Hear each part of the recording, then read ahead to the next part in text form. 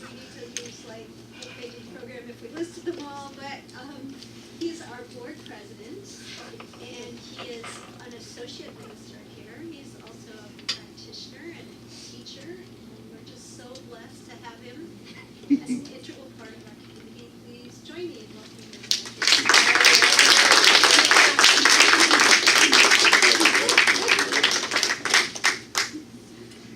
So, how is everyone today? Great. I almost believe that. So we've already started off with a whole bunch of high energy. We need to keep it going. How is everyone today? So, I'd like to start off with this idea of sin, since that's what we're talking about, and talk about how it shifted in my mind. So those of you who were here last month when I was here, remember I talked about that nun who sort of like completely messed up my mind about what it meant to, you remember that story? Okay, I'm going to refresh because I'm getting looks like, was I here? So I was a student at Carlo College, and I was studying to become an art instructor, an art teacher, right? Getting my master's in art education. And Carlo, for those who are not familiar, is a women's college and Catholic. Both of which I'm not, but anyhow, I'm a student there. So there were only 3 men who were actually Carlo students, me and 2 other guys. And the funny thing, I have to tell you this, the funny thing is when Carlo would send out letters to the women, they called them sisters. And I would get a letter, thank you, sister, and I would always laugh and go back to them and say, it's okay, I understand. Anyway, so I had to take religious studies because it was a Catholic school. So I take Introduction to the Old Testament. And it's taught by a nun. And when she walks in, and I'm like, oh, you know what? But the first thing out of her mouth for Intro to the Old Testament was, everything you thought you knew about the Bible is a lie. The Bible is a lie. It's mythology based upon. And she goes through this thing, and I start backing up thinking this woman's going to get struck by lightning. I'm thinking the Pope is going to run in, hit her in the head with a stick, and then run out. Like, I'm thinking, you're a nun. You cannot say what you're saying. But as we go on, and we go on, everything, she was accurate. Everything I thought I knew about the Bible, everything that I had been taught about the Bible, this woman would say, so what do you believe about this? And we would say it, and she would take it, and she would step on it and smash it, and she would say, now, what do you think about it? I'm like, oh my goodness. And one of the things was this idea of sin. And she said, what is sin? And so we threw out what we thought sin was. And she said, all of you are incorrect. Sin is a military term. In Greek, it means the wages of sin are death. Why? Because the archer who draws his bow and fires and misses will die because they missed their target. The archer that draws the bow and misses the enemy is going to die. So the wages of missing your target is death. Everything in my mind about because at that time in my life, it was like 1990, 91. I just knew I was the biggest, baddest, best sinner there was. I mean, I sinned as much as possible, not intentionally, but you go to church, because I was going to church, and everything you do, everything is a sin. My oldest brother is probably going to watch this on live. I don't care. One of the things he did was called my mother on Mother's Day to let my mother know that she was a sinner and that all of her children, except for he and his children, were going to hell because we were all sinners. So I had this idea of what sin was. So I take what the nun says and I start to, marinate on it. And what does this mean? And, well, what does it mean to miss the mark? So here in religious science or New Thought principles, what does it mean to miss one's mark? What does it mean because I would venture to say none of us in here consider ourselves sinners.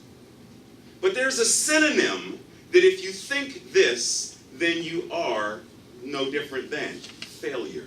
If any of us thinks that we are a failure, then the equivalent is thinking you are a sinner. Because to fail somehow means we have missed the mark.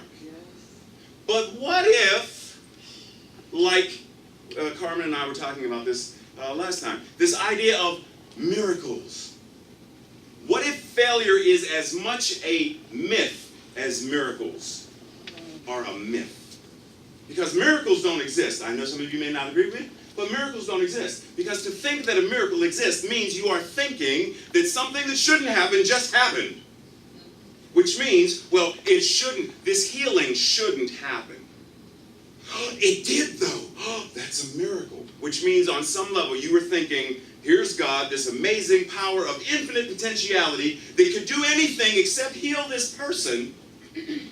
But the moment they are healed, it's like, oh wow, how did that happen? I wasn't expecting that. And we should be living a life that expects, like miracles should be part of our normal everyday life, like breathing. How many of us wake up in the morning like, oh, I'm breathing, that is a miracle. And some of us may go to the kitchen sink and turn the water on, it's like, oh, there's water, that's a miracle, because I didn't pay the bill last month. And we're all happier with it. But we expect it. You go to the light flick, it comes on, we expect it. Why would we not expect the infinite potentiality of the universe to show up as everything possible? Failure. Can that which we call God, whatever you want to call it, the universe, can it fail? Marinate on that for a second. Can that which breathes you, can that which makes grass grow, can that which keeps Pluto and Saturn where they are, all at the same time? Can that which allows a shark to stay awake and do what sharks do, can that which allows a rose to bloom all at the same time, can it fail? Because if we want to marinate, if we allow the possibility that no, it can't fail, the universe can't fail, then the fact that the universe, when we go into what principle, what law teaches us, is that it is us, we are it. It is the macro, the hugeness of, and we are the as above, so below. So if it cannot, then we cannot either. And if we cannot fail, then what point does it serve us to feel guilt and shame and suffer the slings and arrows of misfortune and blah, blah, blah, blah? Why? So there's a story in the Bible where, the scribes and the Pharisees snatch this woman up and they drag her to Jesus and they say, we caught her in adultery. Where's the guy? We don't know and we don't care. We caught her. That's not in there. That's my subtext. But it made me wonder, well, why is he not? But whatever. So they throw her up there and Jesus is like, oh, okay, so tell me the story.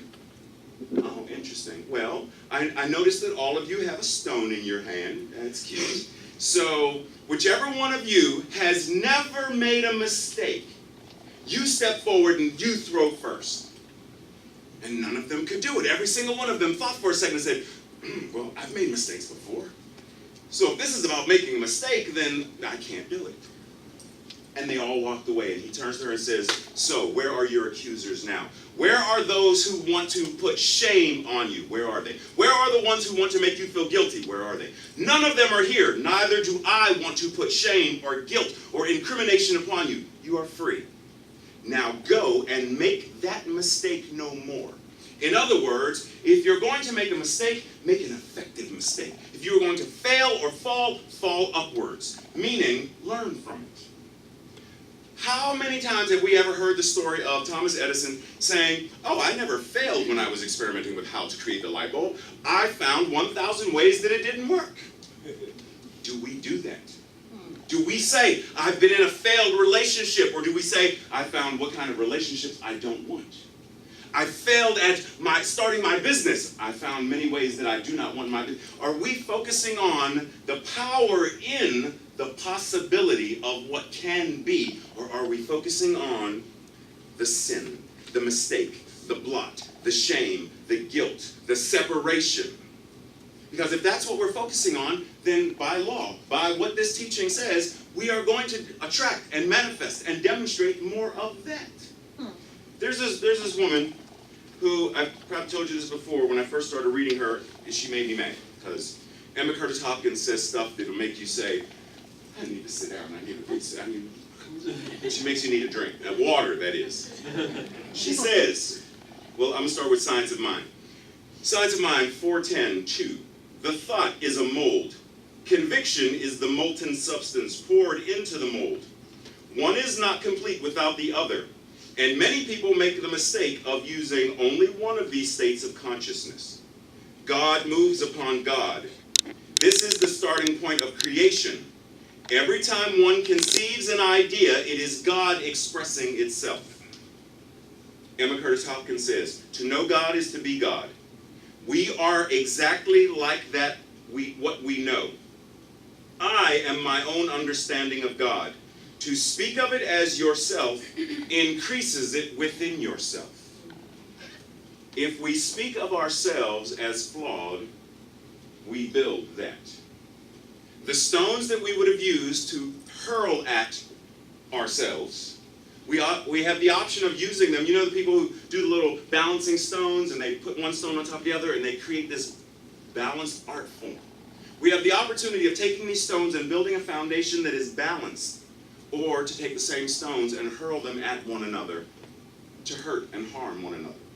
Because whatever we are holding in consciousness is what we are creating.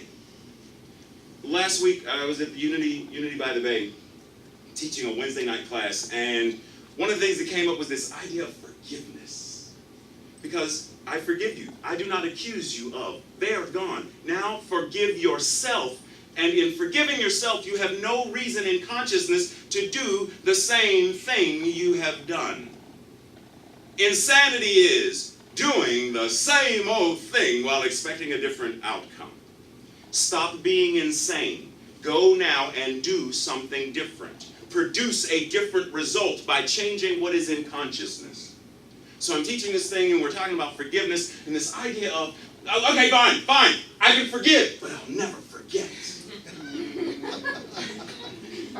I gotcha. I understand the concept. How many of us have some kind of injury where I could ask, do you have a scar? Almost everybody in here.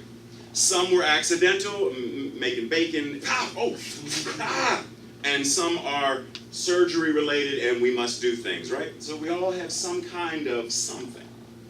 How often do you go to that and say, Robin, look, I was cooking bacon and I burned myself. It hurt really bad. Think I can get it to start bleeding again? None of us do this. Physically, we don't do it, but we do it in consciousness every day. We relive the things in our minds that say, I'm a horrible husband, horrible wife, horrible lover, horrible teacher, horrible minister, horrible practitioner, horrible this, terrible that, I'll never amount to the... Pick till it bleeds. Pick till it's infected. That's what we're doing in our minds. And anytime we do that to another, when we are watching the news and we want to whomever we see on the news, it's the same thing. You are allowing your consciousness to focus on the mistake rather than the grace that's interwoven between every word and every action that we see. But it's easier to focus on the flaw. Because we get afraid of, well, I would start my own business, Herta, but what if I fail? But what if you don't? What if you don't? Why do we always what if the negative? The moment we can step in and understand the principle of everything that New Thought teaches, all of the principles in this, God is all there is. Whatever you want to call it, is all there is. That means right here in this breath, it is breathing itself as you. So that means the business that popped into your mind, being there's only one mind, popped into the mind of God from the Word of God through in and as you, saying, God as me wants to start its own business, wants to be a life coach, wants to be a practitioner, wants to be a minister, wants to be a musician, wants to be a politician, wants to be whatever it wants to be. Because there is no separation between it and me. It and you. There is no separation. So if it popped into your mind, write a book. It's not just you wanting to write a book. It's God as you wanting to write a book.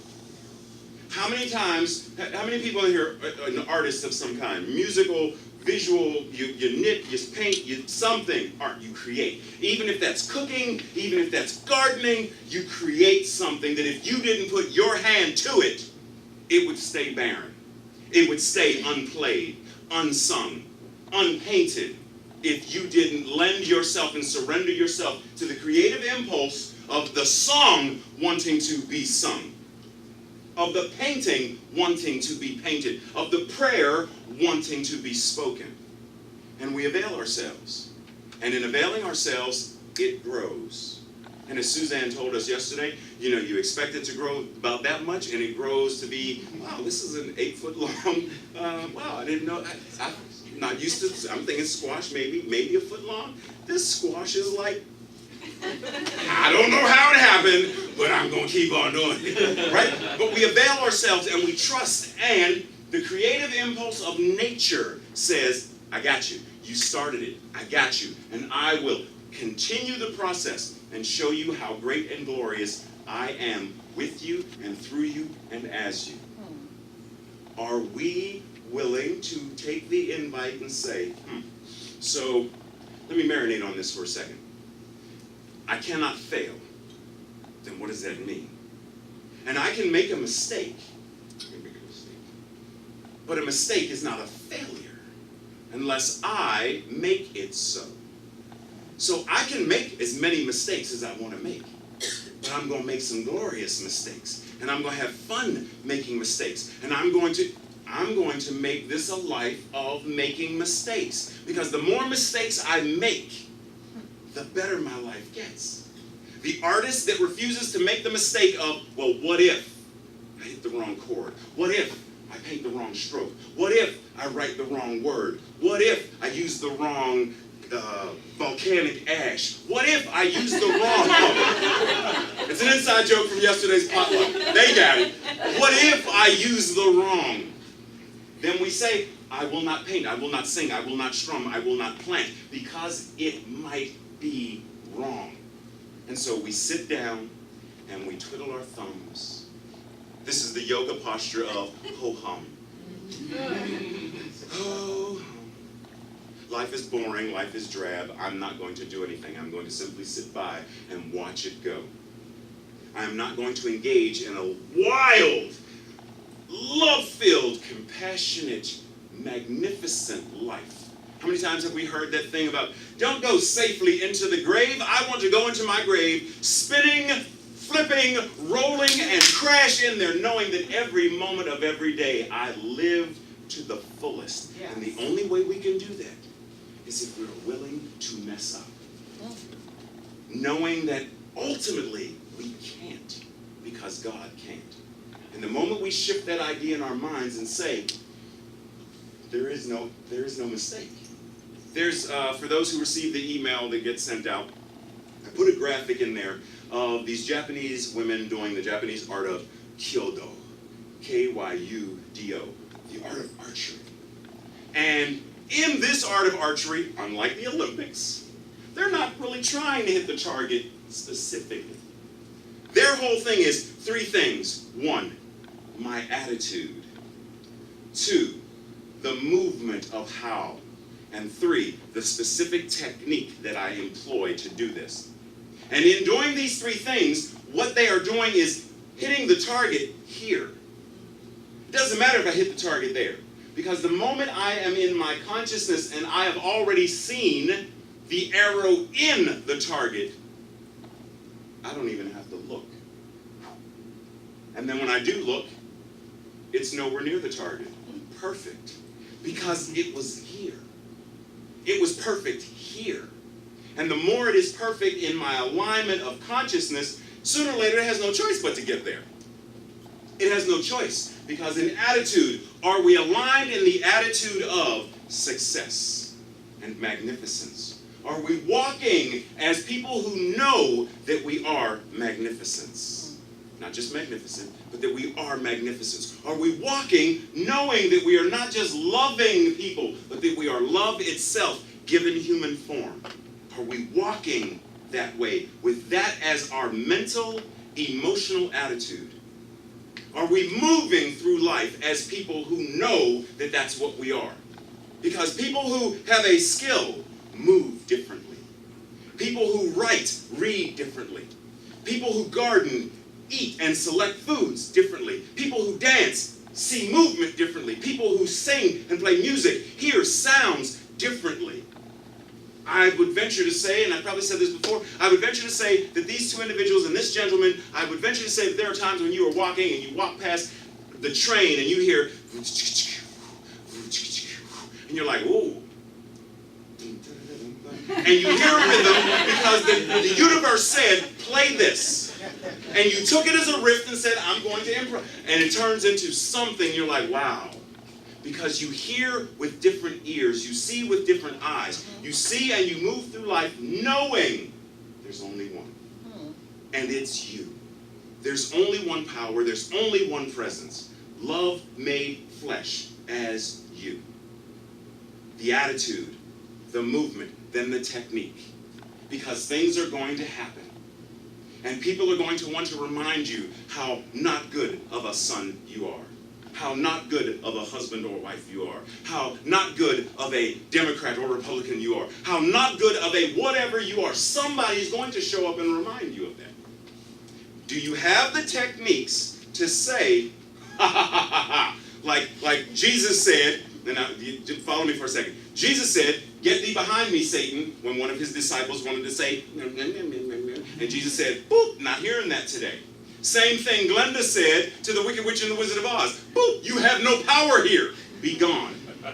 Do we have the techniques in place to do that when the witch or the demonic, the thoughts, the ideas, the consciousness of separation, when they show up, do we have the techniques to put them in their place? To make them fade back into the nothingness from whence they came? Techniques, meditation. Do we meditate? Techniques, tithing, talent, and time. Do we support? Do we give? Do we share? Do we nurture one another? Do we engage in compassionate conversation that where I don't have to agree with everything she says, but I love her enough to let her say it? Techniques. Are we willing to avail ourselves to know that we have tools that we can use? That when somebody is really, really, really an artist, a writer, a musician, and I say, so, Carmen, what did you use for this? You used acrylic? Okay, I want you to use watercolor. And she says, oh, I've never used watercolor before. Got it, because I'm an artist. I say, I want you to sing a song in a different language, one that you don't know. Okay, I have to practice, but I got it because I am so into this. I've never cooked with, what is this? It's, I don't know what that is, but it's a fruit. I'm going to cook with it. I will taste it and find out what it is. And someone says, Suzanne, what's in this salad? This is good. And you say, I don't know, it's a I don't know what that is, but it's tasty. Because once you are in your element, nothing can shake you. No man, no woman, no politician, no circumstance, no drama or trauma can make you fall and stay down. Les Brown said if you're going to fall down, fall on your back, because if you can look up, you can get up. Nothing can knock us down for long and stay down except for us. We are the only ones who are powerful enough to say, I'm a failure, Diane. Yes! And consciousness says, okay, I love myself enough as you that if that's what you want to call into motion, so be it. This past week, 2 weeks ago, I go to Pittsburgh because I'm going to talk for a moment about my failures. I go to Pittsburgh because one of my older brothers experienced a stroke, right? And go to visit him and see what's going on. And my mother is experiencing great depression related to my brother's stroke and several other things. And while I'm there, you know, I hear the whispers. You are such a horrible son. You are such a horrible brother. Because if you should move back to Pittsburgh and take care of this. That's what you should do. Get thee behind me, Satan. You have no power here. Because that's not what I'm called. Technique says, the attitude of, I know that I am walking the walk to the best of my ability on Monday. Tuesday, I'm still walking the walk to the best of my ability.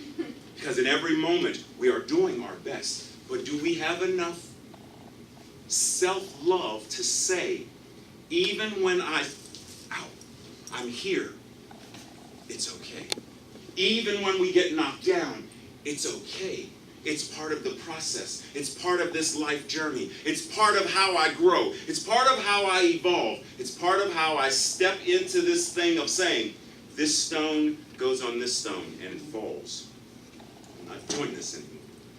No. Put the stone and breathe. Place the next stone and breathe and release.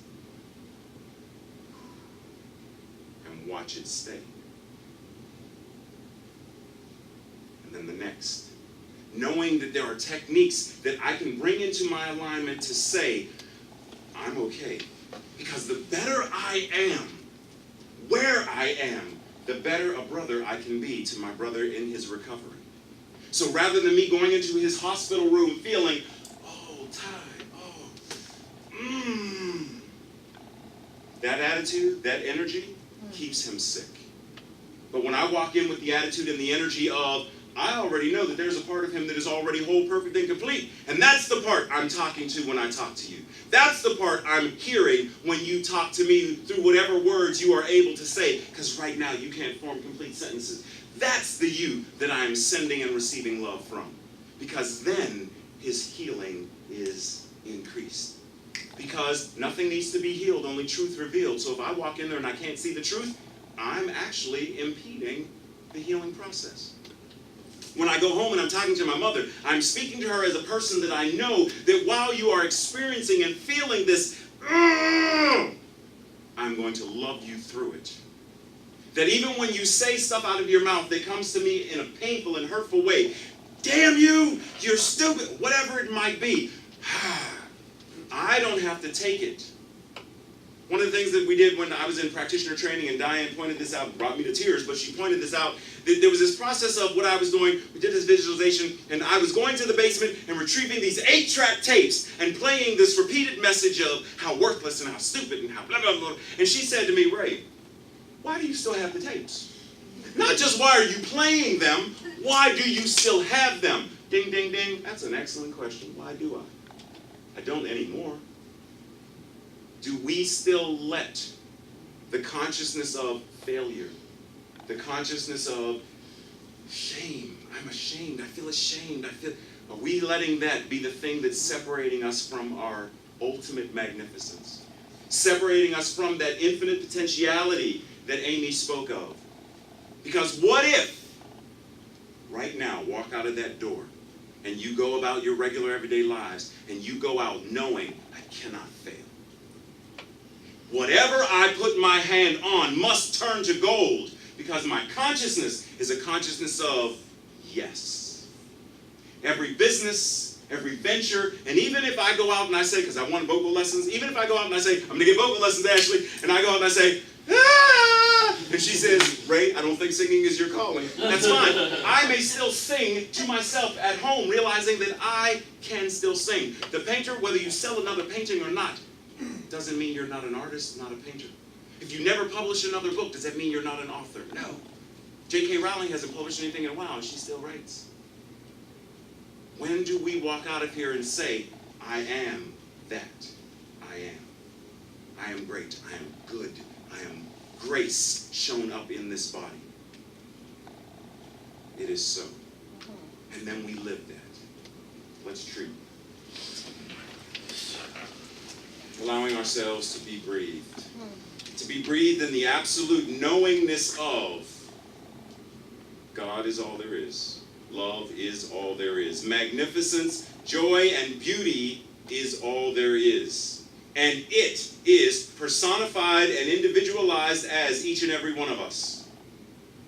We are living demonstrations of love made flesh. That every breath we make, every breath we take is changing and transforming the energy of this planet. The divine and holy Ruach, the breath of God, the breath of the universe, the breath of possibility and potentiality, the breath of infinite imagination saying yes. Knowing this, knowing that God is all there is, and knowing that it is right here, in, as, with each and every one of us. What I know is that We are the ones we have been waiting for.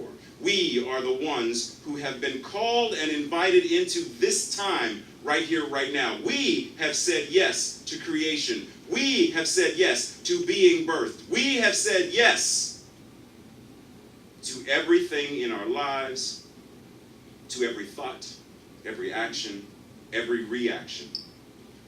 And knowing that we have this power to say yes,